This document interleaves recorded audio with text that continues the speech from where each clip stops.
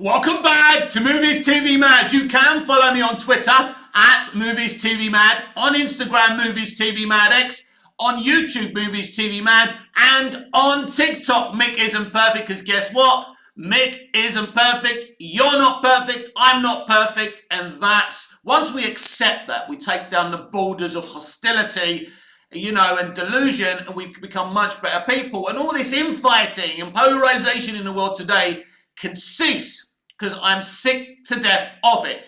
Anyway, on today's show, I will be discussing rumours of Perry White being race-bent in James Gunn's Superman Legacy and the further DC universe. Then we're going to talk Doctor Who and rumours of a twin regeneration. Now, I will get to that later, but what happened actually, Russell T Davies was asked if it's possible for the Doctor to regenerate into twins. He said yes, which gives me a theory about David Tennant's Doctor and Ncuti Gatwa's Doctor. We will get to it. But first, DCEU leaks have been giving us what they do, which is plenty of leaks. Sometimes they're consistent and factual, sometimes they get it utterly wrong. And I can't even tell you everything they've rumoured. There's so many rumours. And in the end, you've got to be careful about talking about rumours online because you could end up with egg on your face. But I do want to talk about the rumour that Perry White will be race-bent in Superman Legacy. Now, people lost their shit when Larry Fishburne was cast as Perry in the Snyderverse. I never lost my shit about that. I'm not a fan of race bending, but Larry Fishburne is an icon. He's a great actor. He nailed Perry White. He was a great contemporary Perry White, in my opinion. I was fine with that because he's Larry Fishburne. But the difference with these rumours are that apparently it's an open casting call for an actor of colour to play Perry White. I absolutely, categorically do not agree with this. There's a difference between bringing in Larry Fishburne as Perry White, an iconic, talented guy, than having an opening casting call. This was the problem on Krypton as well, where they wanted, there was a debate whether the lead character on Krypton should be an actor of colour or white. And, Jeff Johns insisted that it would be a white actor, right? Because Superman, that version of Superman, is white. And then if you have a black actor, right? If you have, if you have a black actor as Superman's grandfather, then obviously Superman's going to be black. And Kal-El, the last son of Krypton, is then black. That's an issue because he's not black in the comics. But we have two wonderful versions of, Supermen of colour in the comics if you want to go there. That's the problem. They don't want to go there. They want to keep on race bending. And that's the problem in Hollywood today. A multitude of problems in Hollywood today, which has got them on their knees and on the verge of bankruptcy, and they still won't revert back to type. It is weird. So no, I don't agree with race bending Perry White for an opening casting call. I'm fine with the Larry Fishburne casting. That was great. I've already said that. There's a difference to that. But this is like, purposely looking for a black actor to play Perry White.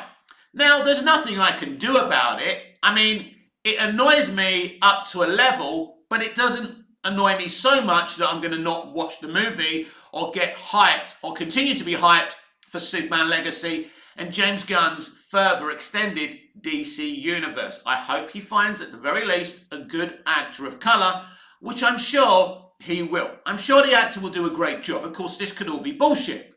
This may not even be true. So we have to be careful with that. Because thus far, James Gunn has gone with very comic book accurate castings, as we've seen with Jimmy Olsen, Superman himself, Lois Lane, so Lex Luthor. I mean, the Lex Luthor one isn't that comic book accurate when you look at the actor that they've decided to cast. He's kind of younger, more youthful. I mean, as I say, Vincent D'Onofrio is exactly what Lex Luthor was in the original comics and in the original Superman animated series. So, and also we've heard rumours about, a casting call, an open casting call from Mar and Pa Kent. They're looking for unknown, more older actors. Now, in the comics, mostly, Mar and Pa Kent are more elderly than they were, for example, in Lois and Clark, The New Adventures of Superman, or in Smallville, or even in Man of Steel, because Costner's probably was in his 60s when, and that's not that old when he was playing Jonathan Kent. And Diane Lane, wasn't as old as she was made up to look in the Snyderverse either. So this really would be for the first time, really, that they're more elderly looking in age in live action. And I think that's kind of interesting because, again, this bodes well for comic book accuracy. So that's interesting. James Gunn is going really for the comic book accuracy. That's why I'm a bit shocked that he's got an open casting call for a black Perry White. But here's the thing. Even if he doesn't want to do it, he's going to have to do it somewhere. You have to take a hit somewhere in terms of race bending, because this is what they do. This is what the studios insist they do. So at the end of the day, I suppose if we have to take a hit with a race bent Perry White, I suppose it's better than a race bent Superman, Lois. And in a lot of, we've had animation where Jimmy Olsen is a person of color. They've tried it on because they don't rate Jimmy Olsen as much of an important character. Oh yeah, let's virtue signal and let's make Jimmy Olsen black. It doesn't matter. No one will care. People care. As I say, if you want to create diverse characters for DC and Marvel, create new ones. Don't take the existing characters and race bend them, because that's wrong for marginalized groups as much as it is for the original ethnicity or gender that they were, because they swap genders now for iconic characters.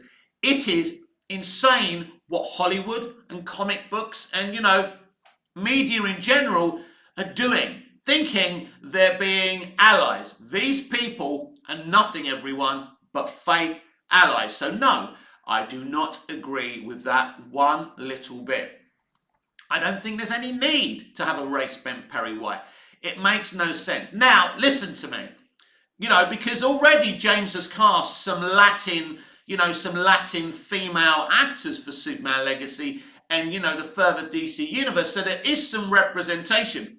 Look, the elephant in the room is that Superman's world isn't very diverse when you look at it. There's no question about that. There's not a lot of diversity in the Superman comics when you look at the characters. Superman's white, Lois is white, Perry's white, Jimmy's white. I get it. These things were created in different times when they didn't even think about diversity. Let's be honest about it. I don't think it's because they were bigoted people. They just didn't think about it, and they didn't think diversity would work for them. So they didn't do it. Was it wrong, or was it, people being a product of their own time? I think you could say it's kind of wrong, but it's also people and, corporations being products of their own time. The world moves forward. So I don't think it works to race-bent characters, but I think if you can introduce new, original, diverse characters into DC, into Superman's world, that would be great. I mean, look, Pete Ross, I think, who was originally white in the comics, I think, they made him black in Smallville. But what happened was, in the end, Pete Ross ended up being this tokenized black guy who they barely used. They brought him in because they wanted Chloe to be played by an Asian actor. But Allison came in and did so well, so she had to get the job. But I'm wondering if Chloe was played by an Asian actor, if they would have just not given her as much screen time. And this is the problem with Hollywood. There's this kind of, aesthetics in Hollywood that, they're for marginalized groups, when they're really not. It's because it's become a trend. It's because people are calling them out for their past. And this is why they're trying to create a better look. It's why Russell T Davies doesn't want Davros in a wheelchair anymore, because him himself created two villains that were in a wheelchair, right? Kind of wheelchairs, right? So they're trying to go back on themselves. the entertainment industry of today love to rewrite history, and that's the problem. So yeah, I'm disappointed about the Perry White rumours, but I'll take it on the chin because at least James has attempted to be as comic book accurate as possible. So I'm not offended or angry by it. I don't see the point. I think if you want to live in a more balanced society, right? Because we have to say this, everyone's human, right? Trans people, black people, Asian people, everyone's part of this society. So it is bad that when we watch television, when we watch film, there's mostly white people on those films. Now, people will say, well, America and the UK, mostly you would like the people that have the DNA of the Brits and the Americans, mostly white, but that's not really true, and at the end of the day, it shouldn't be polarizing to be diverse. It shouldn't be polarizing. It shouldn't be controversial. The problem is the entertainment industry have done it in such a bad way. And all they seem to like to do is gaslight situations rather than say, right, and don't talk about it. If you want to be diverse, but don't go on and on about it in your marketing. You've done it. But as I say, they love to bash you over the head. They want you to know what they've done. And there lies the problem with the entertainment industry today. So we will see who they actually cast in that role. It will be interesting. Apparently it's going to be an unknown actor of black origin, so we'll see who they bring in. I'm sure James will cast a really good actor as Perry, because as I keep on saying, James has a great record in casting, and his casting on Superman Legacy and the wider DC universe, is second to none. It's been really, really good, so we will see. As I say, there's lots of rumours from DCEU leaks, and I don't think it's really worth repeating all of them because we found out from Gunn already that a lot of them are fake, like Michael Rooker, playing General Sam Lane. Now, that came from Deadline and a very respectable scooper. So, and he kiboshed that straight away. Is he telling the truth? We'll find out when they cast General Sam Lane, because there's no question about it. There will be a General Sam Lane in Superman Legacy. I have that, on good authority that will happen. James is populating this film and this universe with the proper characters, right? And he's looking to give them the proper characterizations. I'll be very interested to see what he does with Jimmy Olsen. I would give you a clue that he's going to do something very important, and Jimmy will get a lot of screen time because of the actor he has chosen. Because he hasn't just chosen a random actor. He's chosen a very good actor to play Jimmy Olsen. So that gives you the clue. It's all about who they cast. So when they cast, David Corenswet, right, and Rachel Brosnahan, there's going to be a lot of dialogue in their roles because they're very dialogue-centric actors.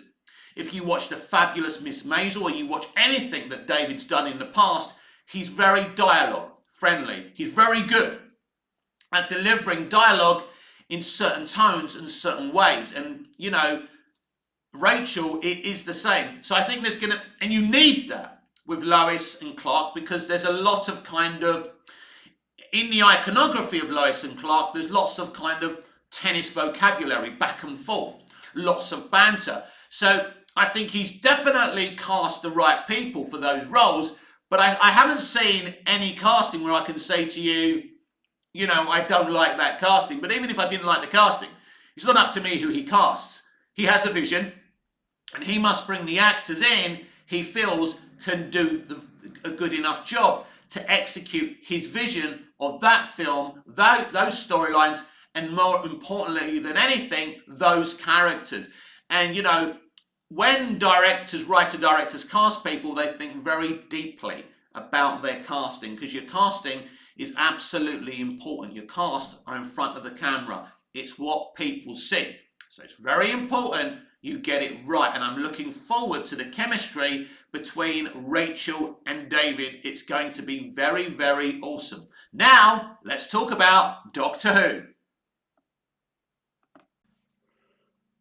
If you've been following me for quite a long time, as well as being a huge DC live action fan, I absolutely adore Doctor Who. I first started watching it when Tom Baker regenerated into Peter Davison. I loved Peter's Doctor. I skipped McCoy's and Colin Baker's Doctor. Loved Doctor Who the movie, warts and all. If you love Doctor Who the movie, you should watch the documentary on the DVD or Blu-ray called The 7-Year Hitch. It shows you how that movie came to be. Spielberg, lots of different things. You know, Amblin Entertainment were involved at some point. It's a great documentary. And the guy who put it together was an American producer. I've always been a big fan of Doctor Who the movie, warts and all. But that's not what I want to talk about today. Russell T Davies was asked if the Doctor could ever regenerate into twins. I actually think that's a very, very exciting idea, an exciting concept. I think sometimes when producers or people from the entertainment industry are asked something, it's because they've asked for that question to be asked. But why would Russell want to be asked about twins, the possibility of a twin regeneration? Well, isn't it interesting we have two Doctors on the prowl? We have the officially announced 15th Doctor, Ncuti Gatwa, brilliant young actor. Can't wait to see him and Millie together. Millie's a lovely girl. Be kind to her online. She's brilliant. She's talented. And like, if you're a young girl, you know, people like her and Daniel Harold, you know, Danny Harold, who's on I'm a Celebrity right now, the kind of people you should be looking up to. Just lovely girls. But anyway, the matter at hand is that I always believed this, by the way, that Ncuti Gatwa and David Tennant will share screen time together. Is it possible that when Jodie became David, that also somewhere Ncuti regenerated into his Doctor at the same time? Well, this has been my ongoing theory for quite a while, which makes things very, very exciting. Now, the big question is, was Ncuti in the first episode of this kind of trilogy of episodes Russell T Davies has written for, you know, the anniversary special? By the way, it is the 23rd of November. It is Doctor Who Day. Happy 60th anniversary. Unfortunately, us Doctor Who fans don't have an episode, a special episode to watch today. I never agreed with that decision. They're obsessed with taking Doctor Who back to Saturday nights. I agree with that for the series, but you know, it's the anniversary today. So what we're going to do today, I'm personally going to watch The Day of the Doctor, which was the perfect storm 10 years ago today. We either went to see it in 3D in movie theatres, or we watched it at home. It was a beautiful time. Moffat nailed it. And that's the question. Will Russell T Davies nail this Doctor Who anniversary? Well, I think not having a special on the actual anniversary date is already dropping the ball. If you ask me, there were so many excuses why this wasn't possible, and I'm not swallowing any of it. Anyway, it's not a deal breaker for me, but I'm not happy that the anniversary, you know, one of the anniversary specials isn't on the actual anniversary. I think that's wrong. So yeah, I actually think without a doubt that David regenerated and Ncuti regenerated somewhere else. So I think this will either be revealed, well, Ncuti will have to definitely appear in episode 3. But I think Ncuti will somehow appear briefly in this first episode that airs at 6:30 on BBC One. Now, I'm not sure if you'll be able to get that on the iPlayer from the beginning of the day, or you'll have to wait until it actually airs.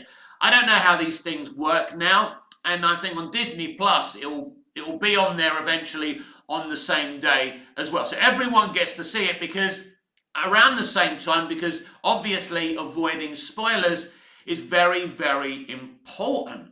Now, I'll get back to the twin regeneration shortly, but there was a very negative review of the first Doctor Who special by a critic, but it was on a BBC website or something that was really weird. Or was it an official BBC review? I'm not sure.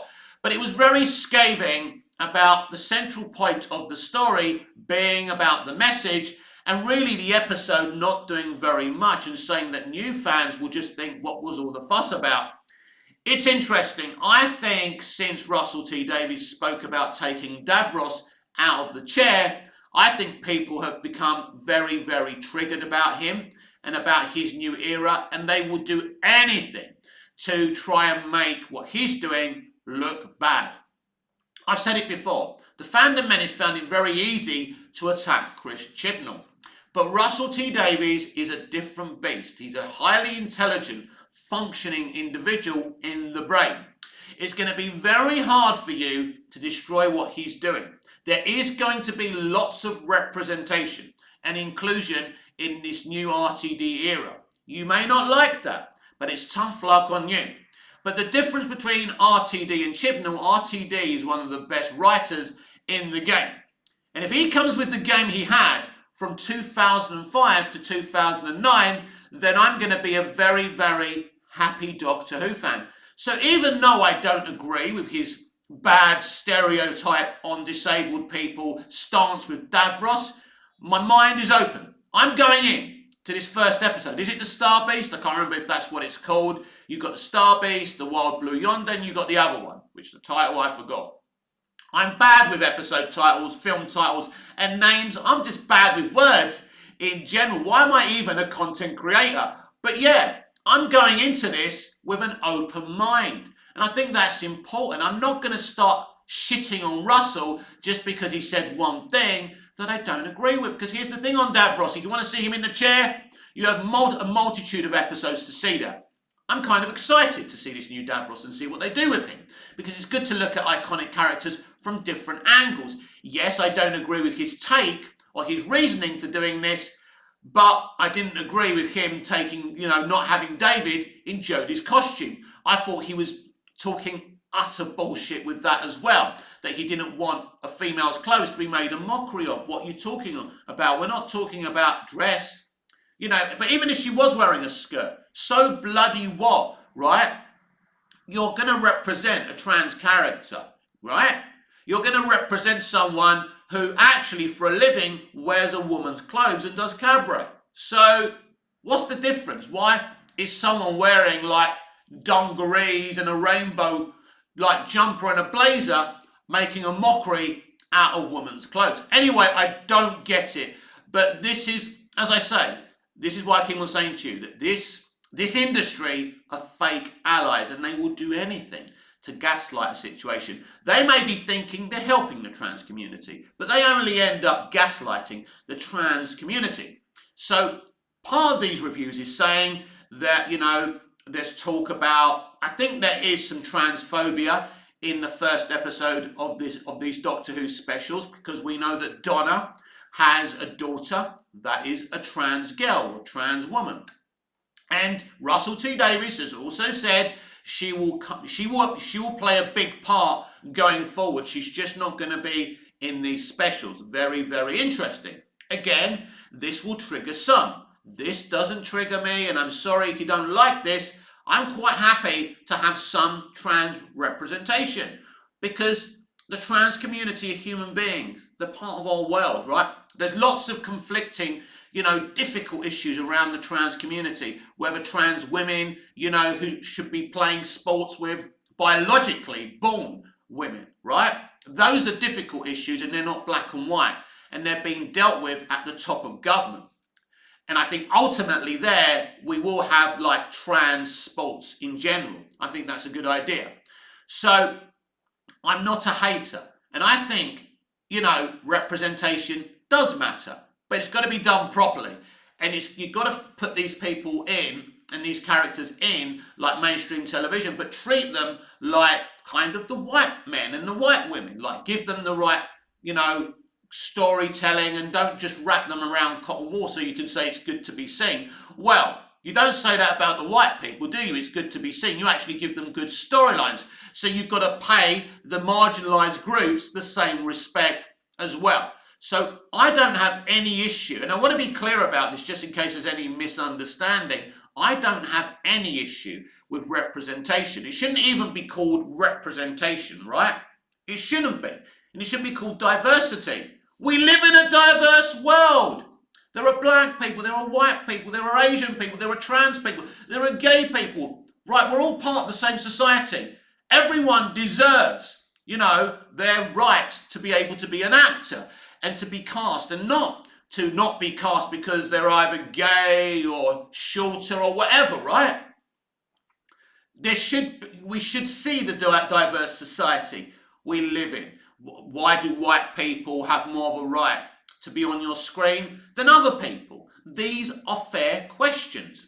Again, and you can throw the woke thing at me, but I'm certainly not that, although the term woke has been poisoned by people like the fandom menace and the right wing. Because although sometimes the fandom menace do a good job of exposing this corrupt industry, you shouldn't forget their politics and where they stand on things. And sometimes they overly manipulate you to their side. They've done it to me before. They're very, very clever at doing this. But I do, that's what I believe. That you, as a white person, don't have more rights to be on the TV screen or see yourself than anybody else, right? But the same rules must be for everyone. You must get the best actors, the best writers. You can't just pull a diverse person in and say, right, there you go, you're being seen, shut up. And the problem is with the entertainment industry today, they seem to want a medal and a chest to pin it on every time they represent someone. It's ridiculous. So, yes, I do like the idea of this whole twin regeneration thing. I would love to see twins regenerate as the Doctor. It would be funny, it would be unique, it would be bold, but would it get old fast? I don't know. I don't know. I think it would be quite interesting. I'd like to see it. And you'd need to cast twins in the role. You wouldn't want to do this whole CGI 2 people on the screen together. You'd need twins to play the role. And you'd need, unique twin actors to play the role. It will be a very difficult, ambitious thing to do. I've never thought about it until I heard the question yesterday and what RTD said about it, but I think that would be awesome. Now, let's talk about the implosion on the Scream franchise, because one of the young women who was in that franchise, and her name escapes me now, who is a Latin American actress, has been fired for certain statements on social media about the Israel and Palestine situation. I don't want to talk about my stance of that because I like my YouTube channel, but she was fired apparently for being anti-Semitic. Now, I've read what she said, and I don't believe that's the case. What's happening in Hollywood right now, any chat, any speech against the Israel narrative is deemed as anti-Semitic. Now, I don't agree that if you say you're siding with the Palestinian people, that you're suddenly anti-Semitic, right? I don't believe that. But this is where we are now, and she was fired for her speech. Now, another Latin American actor has also quit in solidarity from the Scream franchise. She plays Wednesday. I forgot her name as well. I told you, I'm shit with names. But it's funny because they tried to lie about the Wednesday actress quitting and saying this was agreed ages ago. Yeah, but it just happened to be announced the day after you fired another Latin American actor. So for me, my view on this is Hollywood just eating itself alive. This is woke and new Hollywood eating itself alive. It's so funny. Latin American actors, actresses have been ones that corporate Hollywood have deemed to support and want to represent. And now they're being exposed by the very people they're lying about, pretending that they want to represent. They're being exposed as fake allies. This is my point. I am loving this Scream situation because I don't like the new Scream movies, and I know basically they're predominantly starring women, and those, the women in it are never going to get killed, right? and it's pointless and pathetic. And I always hate this new iteration for killing off Dewey. So at the end of the day, I'm really glad that their new woke Scream franchise is dead in the water. See you again soon.